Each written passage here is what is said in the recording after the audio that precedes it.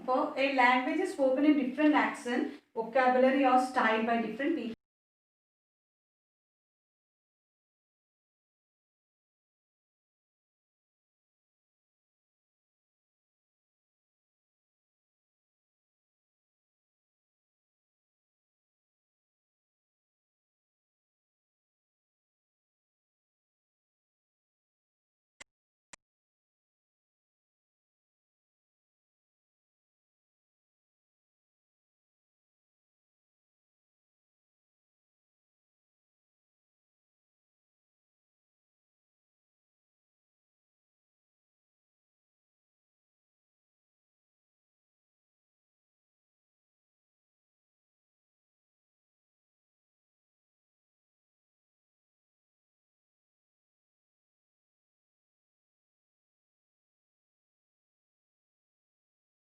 വാക്കുകളെയാണ് നമ്മൾ എന്ത് പറയാ, ജാർഗൺ എന്ന് പറയാം.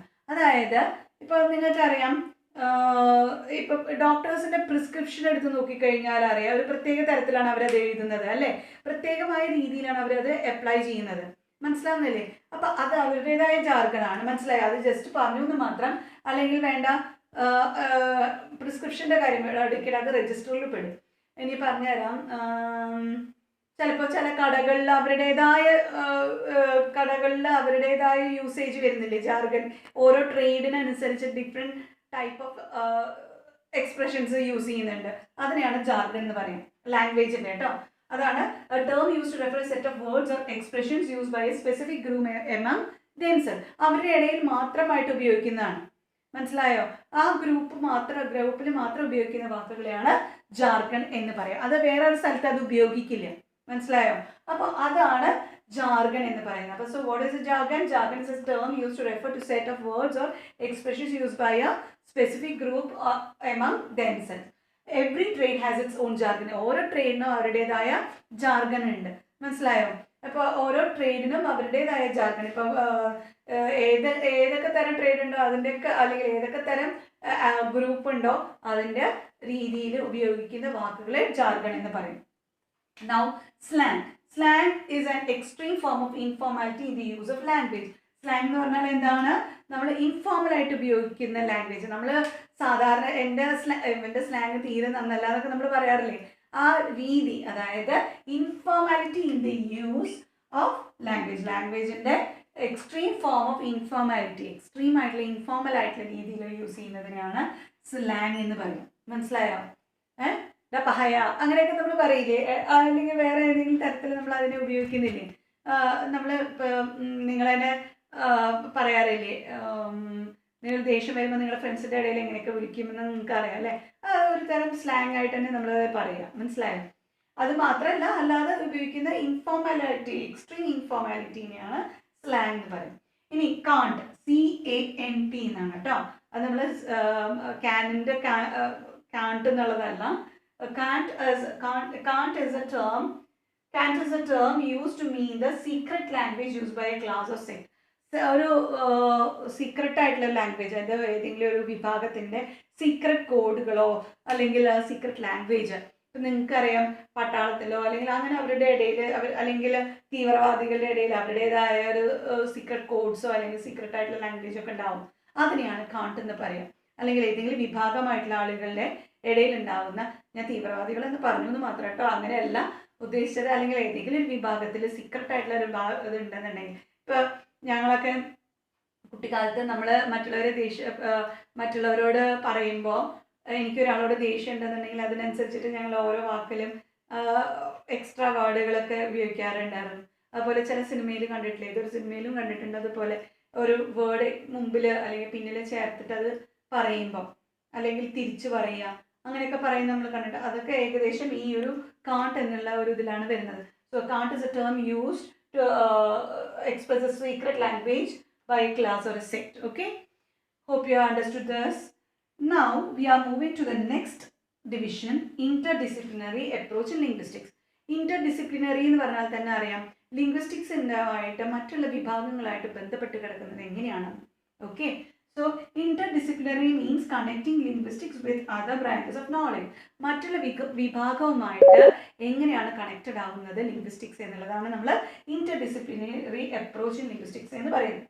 Okay, neuro linguistics connected with the brain functions, അതായത് ബ്രെയിൻ ഫങ്ഷനുമായിട്ട് കണക്റ്റഡ് ആണ് ന്യൂറോ ലിംഗ്വിസ്റ്റിക്സ്.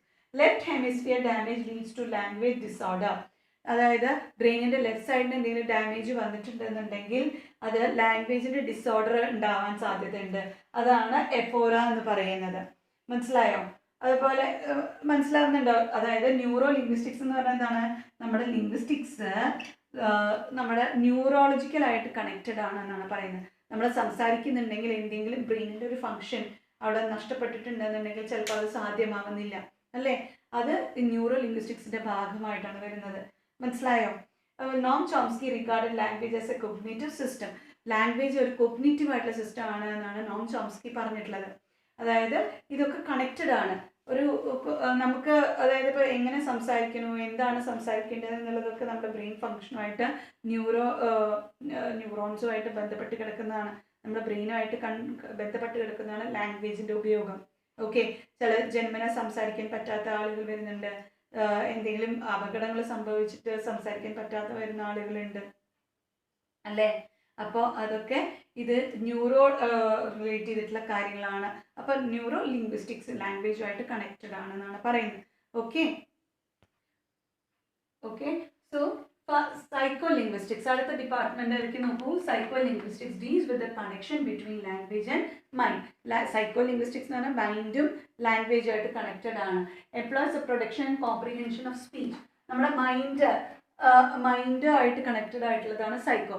നമ്മൾ എന്ത് പറയണം, എങ്ങനെ പറയണം, എന്ത് സാഹചര്യത്തിൽ എങ്ങനെയാണ്, സൈക്കോളജിക്കൽ ഡിസോർഡേഴ്സ് ഉള്ള ആളുകൾ എങ്ങനെ പറയും എന്നുള്ളത് നിങ്ങൾക്ക് അറിയാം, അല്ലേ? അപ്പോൾ ഇതാണ് സൈക്കോ ലിംഗ്വിസ്റ്റിക്സിൻ്റെ ഒരു വകഭേദമാണ്. അതായത് ഇതെല്ലാം നമ്മുടെ ലോയൊക്കെ കണക്റ്റഡ് ആണെന്നാണ്, അതാണ് കോഗ്നേറ്റീവ് ആണെന്ന് പറഞ്ഞത് Noam Chomsky. Psycho deals with the connection between language and mind, employs the production and comprehension. ഇതിലൂടെ വരുന്നത് എന്താണ്? Employs the production and comprehension of speech, സ്പീച്ചിൻ്റെതായിട്ടുള്ള രീതിയിൽ എങ്ങനെയൊക്കെ അതൊക്കെ സൈക്കോ ലിംഗ്വിസ്റ്റിക്സ് വരുന്നുണ്ട് എന്നുള്ളതാണ്. മനസ്സിലായോ? Connection between language and mind. മനസ്സിലായോ? ഏത് സാഹചര്യത്തിൽ എങ്ങനെയൊക്കെ പറയാം, എന്ത് പറയണം, അല്ലെങ്കിൽ എന്ത് പറയാതിരിക്കണം, അല്ലെങ്കിൽ എങ്ങനെയാണ് നമ്മൾ സംസാരിക്കേണ്ടതെന്നൊക്കെ വരുന്നത് സൈക്കോ ലിംഗ്വിസ്റ്റിക്സിലാണ്. ഇനി സോഷ്യോ ലിംഗ്വിസ്റ്റിക്സ് എന്ന് പറയുന്ന ഒരു ഡിവിഷനുണ്ട്. The study of language related with society, സൊസൈറ്റിയായിട്ട് ബന്ധപ്പെട്ട് കിടക്കുന്ന ഇതിൽ ഒരുപാട് കുറച്ച് കാര്യങ്ങൾ പറയാനുണ്ട്. Each language has its own pattern and system, അല്ലേ? നമുക്ക് നമ്മുടേതായ ഓരോ ഭാഷയ്ക്കും അതിൻ്റെതായ ലാംഗ്വേജ് സിസ്റ്റം ഉണ്ട്, അതിൻ്റെതായ പാറ്റേൺ ഉണ്ട്. നമ്മൾ മലയാളം സംസാരിക്കുന്ന പോലെയല്ല ഇംഗ്ലീഷ് സംസാരിക്കുക, ഇംഗ്ലീഷ് സംസാരിക്കുന്ന പോലെയല്ല ഹിന്ദി സംസാരിക്കുക. ഈവൻ ഇന്ത്യൻ ലാംഗ്വേജസിലെ ഓരോ വ്യത്യസ്തമായ ഭാഷ എടുത്ത് നോക്കിക്കഴിഞ്ഞാൽ നമുക്ക് ഡിഫറൻസ് ഫീൽ ചെയ്യുന്നുണ്ട്, അല്ലേ? So the study of language related with society, അതിൻ്റെതായ സൊസൈറ്റിക്ക് അനുസരിച്ച് ഡിഫറൻസ് വരും. ഇപ്പം ഞാൻ നേരത്തെ പറഞ്ഞിട്ടുണ്ടായിരുന്നു, ഇപ്പം നമ്മൾ മുസ്ലിം കാറ്റഗറിയുടെ ലാംഗ്വേജിന് ഒരു പ്രത്യേക ഒരു ഇതുണ്ടായിരുന്നു. പിന്നെ അതുപോലെ ക്രിസ്ത്യൻ ഫാമിലിയിൽ എടുത്ത് നോക്കിക്കഴിഞ്ഞാൽ അല്ലെങ്കിൽ ക്രിസ്ത്യൻ സൊസൈറ്റി എടുത്ത് നോക്കിക്കഴിഞ്ഞാൽ അവരുടെ ലാംഗ്വേജിന് ഡിഫറൻസ് ഇല്ലേ? അവരുടെ അച്ചായ ഇച്ചായ പറയുന്നതൊക്കെ ഒന്നായിരിക്കും. പിന്നെ മുസ്ലിം കാറ്റഗറിയിൽ ഇക്ക എന്നൊക്കെ പറയുന്നത് ഒക്കെ സിമിലർ ടേം തന്നെയാണ്. ഇക്ക അല്ലെ ബ്രദറിനെ ആയിരിക്കില്ല ഇക്ക എന്നൊക്കെ പറയുന്നുണ്ടായിരിക്കും, അല്ലേ? അപ്പോൾ ഉമ്മ എന്ന് പറയുന്ന ആരെയാണ്? അമ്മേനെയാണ്. നമ്മൾ അമ്മ, അതായത് ഹിന്ദുസ് അമ്മ എന്ന് പറയുന്നു. പിന്നെ എന്താ പറയുക, ക്രിസ്ത്യൻസിൽ അമ്മന്നോ അതായത് എന്താ പറയുക, അത് അങ്ങനെയാണ് പറയാറ്, അല്ലേ? അതുപോലെ ഈ മുസ്ലിം കാറ്റഗറിയിൽ ഉമ്മ എന്ന് പറയുന്നത്. അപ്പോൾ അതൊക്കെ എന്താണ്? അവിടെ each language has its own pattern, ഓരോ ഭാഷയ്ക്കും അവരുടേതായ പാറ്റേൺ ഉണ്ട്, സിസ്റ്റം ഉണ്ട്. Language behaviour is manifested as individual speakers utterances. ലാംഗ്വേജിൻ്റെ അതായത് ലാംഗ്വേജ് ബിഹേവിയർ എന്ന് പറയുന്നത് എങ്ങനെയാണ്? ഇൻഡിവിജ്വൽ സ്പീക്കേഴ്സ് അട്രൻസസ് ആണ്, ഇൻഡിവിജ്വൽ ആയിട്ടുള്ള ആളുകളുടെ അട്രൻസ്. അതായത് ഞാൻ നേരത്തെ പറഞ്ഞത്, ഞാൻ ഹിന്ദുവാണ്, അല്ലെങ്കിൽ ഞാൻ ക്രിസ്ത്യൻ ആണെന്നുണ്ടെങ്കിൽ ഞാൻ പറയുന്ന പോലെ ആവില്ല മറ്റൊരു ക്രിസ്ത്യൻ ഒരു ഇൻഡിവിജ്വൽ പറയുക. മനസ്സിലായോ? അപ്പം ഞാനൊരു മുസ്ലിം ആണെങ്കിൽ ഞാൻ എന്താണ് പറയുന്ന രീതി അതേ ശൈലി ആയിരിക്കില്ല മറ്റൊരു വ്യക്തി പറയുക. So it is dependent upon the individual, അതാണ് പറയുന്നത്. ക്ലിയർ ആയോ? Now a language is purely abstract and has no physical existence എന്നാണ് പറയുന്നത്. അബ്സ്ട്രാക്റ്റ് ആയിട്ടുള്ളതാണ്, ഫിസിക്കൽ ആയിട്ടുള്ള എക്സിസ്റ്റൻസിലാണ് നമ്മൾ സംസാരിക്കുന്നു എന്ന് മാത്രം, അല്ലേ? നമ്മൾ എങ്ങനെ സംസാരിക്കുന്നു എന്ന് വെച്ചാൽ അതിന് ഒരുപാട് റിട്ടേൺ ആയിട്ടൊരു ഫോം ഉണ്ടെങ്കിലും നമ്മൾ സംസാരിക്കുന്നതിലൊക്കെ ഡിഫറൻസസ് ഉണ്ട്. അപ്പോൾ അതുകൊണ്ടാണ് പറയുന്നത് purely abstract and has no physical existence. It gets actualized on particular occasions and the language behavior of individual members of linguistic community. എവിടെയാണ് ഇപ്പോൾ നമ്മൾ സംസാരിക്കുമ്പോൾ ഒരു കമ്മ്യൂണിറ്റിയിൽ എനിക്ക് മലയാളം അറിയില്ല എന്ന് വിചാരിക്കുക. നിങ്ങൾ എന്നോട് വന്നിട്ട് മലയാളത്തിൽ സംസാരിക്കുമ്പോൾ എനിക്കത് മനസ്സിലാക്കാൻ പറ്റിക്കൊള്ളുന്നില്ല. മനസ്സിലായോ? അപ്പോൾ എവിടെ നമ്മൾ എങ്ങനെയാണ് particular occasional language behaviour of individual members of linguistic community, ഒരു ലിംഗ്വിസ്റ്റിക് കമ്മ്യൂണിറ്റിയുടെ ഇടയിൽ എങ്ങനെ വരുന്നു, എങ്ങനെയാണ് നമ്മൾ ലാംഗ്വേജ് സംസാരിക്കുന്നത്, അത് ഇൻഡിവിജ്വലിനനുസരിച്ച് ഡിഫറൻസസ് ഉണ്ടായിരിക്കും ഞാൻ പറഞ്ഞു അല്ലേ. അപ്പോൾ അവിടെ അതിൽ ആ ഗ്രൂപ്പ്, ഇപ്പം ഞാൻ മലയാളം സംസാരിക്കുന്നുണ്ടെങ്കിൽ ആ മലയാളികളുടെ ഇടയിലുള്ള ഗ്രൂപ്പിലുള്ള സമയത്താണ് ഈ മലയാളം അവിടെ ആക്സെപ്റ്റബിൾ ആവുന്നുള്ളൂ. ഞാൻ ഏതെങ്കിലും മലയാളം സംസാരിക്കുകയാണെന്നുണ്ടെങ്കിൽ പറ്റുമോ? നടക്കില്ല. ഓക്കെ, അതാണ് പറഞ്ഞത്. ഓക്കെ, ക്ലിയർ ആയോ? Now moving to the next category. മനസ്സിലായോ? അപ്പോൾ ഇതെല്ലാം ഡിഫൈൻ ചെയ്തിട്ട് പറയുകയാണ് ഐഡിയോലെക്ട്. എന്താണ് ഐഡിയോലെക്ട്? മനസ്സിലായോ? ഇപ്പം ഇതുവരെ പറഞ്ഞത് നമ്മൾ നേരത്തെ പറഞ്ഞത് ഇന്റർ ഡിസിപ്ലിനറിയുടെ കാര്യമാണ്. Inter disciplinary approach of linguistics ആണ്. മനസ്സിലായോ? അതിലാണ് ഇതുവരെ വന്നിട്ടുള്ളത്. ഇങ്ങനെ ഞാൻ പറയുന്ന ഓരോന്നും ഓരോ ടേമുകളാണ്.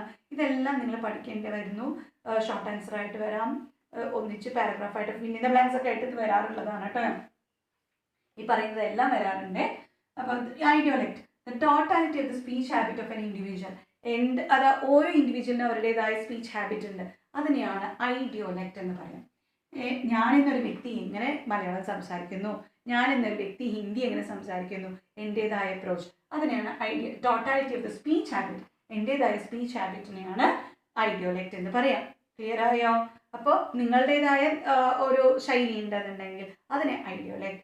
മനസ്സിലായോ? ഇപ്പോൾ പ്രഭിത എന്ന് പറയുന്ന കുട്ടി ഉണ്ടെങ്കിൽ ആ പ്രഭിത എങ്ങനെയാണ് ഈ മലയാളം സംസാരിക്കുന്നത്, അല്ലെങ്കിൽ അശ്വതി എങ്ങനെയാണ് മലയാളം സംസാരിക്കുന്നത്, അല്ലെങ്കിൽ വേറൊരു വ്യക്തി എങ്ങനെയാണ് മലയാളം സംസാരിക്കുന്നത്. ഓരോ ഇൻഡിവിജ്വലിൻ്റെ സ്പീച്ച് ഹാബിറ്റിനനുസരിച്ച് ഡിഫറൻസ് ഉണ്ടായിരിക്കും. അതിന് ഐഡിയോലെക്ട് എന്ന് പറയും.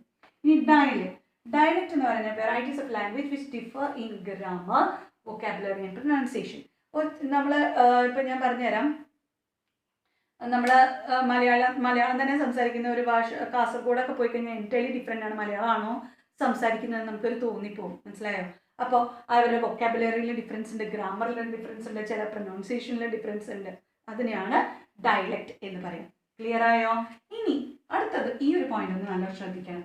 രജിസ്റ്റർ. എന്താണ് register? Language use by certain disciplines.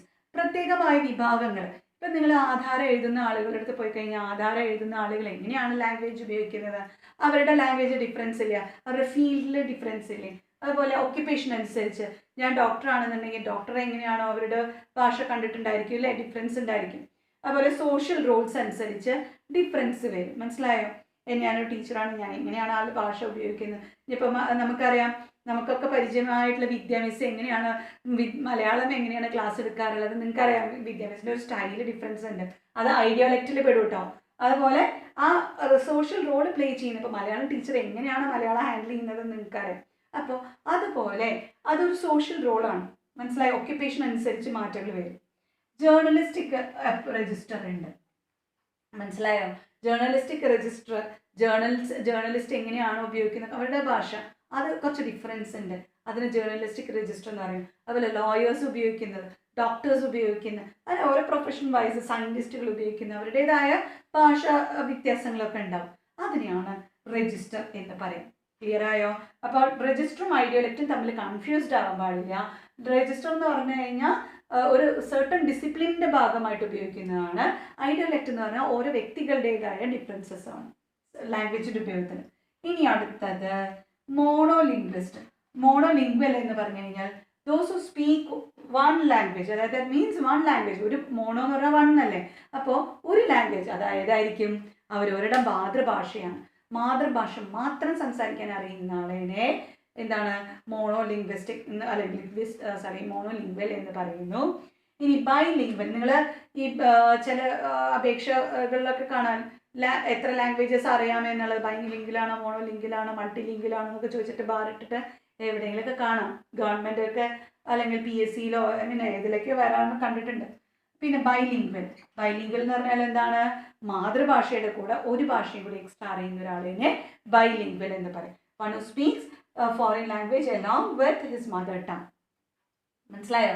മോണോലിംഗൽ one who speaks only mother tongue. Mother tongue മാത്രം അറിയുന്ന ആളുകൾ ഉണ്ടായിരിക്കും. മലയാളം മാത്രം സംസാരിക്കാൻ അറിയുന്ന ആളുകൾ ഉണ്ടാവും. മലയാളം ഇംഗ്ലീഷും മാത്രം സംസാരിക്കാൻ അറിയുന്ന ആളുകളാണെങ്കിൽ ബൈലിംഗൽ, അല്ലെങ്കിൽ മലയാളം തമിഴും മാത്രമാണെന്നുണ്ടെങ്കിൽ ബൈലിംഗൽ, അല്ലെങ്കിൽ മലയാളം മറ്റേത് ഭാഷയായാലും ബൈലിംഗലാണ്. മനസ്സിലായോ? അപ്പോൾ അതുപോലെ ഇനി മൾട്ടി ലിംഗ്വൽ. എന്താണ് മൾട്ടി ലിംഗ്വൽ എന്ന് പറഞ്ഞാൽ? One who speaks more than 2 languages along with mother tongue. Mother ടങ്ങിൻ്റെ കൂടെ വേറെ 2 ഭാഷയും കൂടിയും, അല്ലെങ്കിൽ 2-2-ലധികമോ ഭാഷകൾ സംസാരിക്കാൻ കഴിയുന്ന ആളെ മൾട്ടി ലിംഗ്വൽ എന്ന് പറയുന്നു. അപ്പോൾ സിമ്പിളാണ്, മനസ്സിലായോ? അപ്പോൾ ബൈലിംഗ്വൽ, മോണോലിംഗ്വൽ, മൾട്ടി ലിംഗ്വൽ, ഐഡിയോലെക്ട്, ഡയലെക്ട്, രജിസ്റ്റർ, ഇതൊക്കെ നിങ്ങൾ നന്നായിട്ട് ശ്രദ്ധിച്ച് പഠിക്കുക. പിന്നെ social linguistics, psycho linguistics, neuro linguistics, ഇതൊക്കെ എന്താണെന്നുള്ളത് മനസ്സിലാക്കാം. ഈ ചാപ്റ്ററിൽ ഇത്രയാണ് വരുന്നത്. ഇനി എന്തെങ്കിലും ഡൗട്ട്സ് ഈ chapter, if you have any doubts regarding the topic of this chapter, any topic of the chapter, you can contact me. Okay, thank you.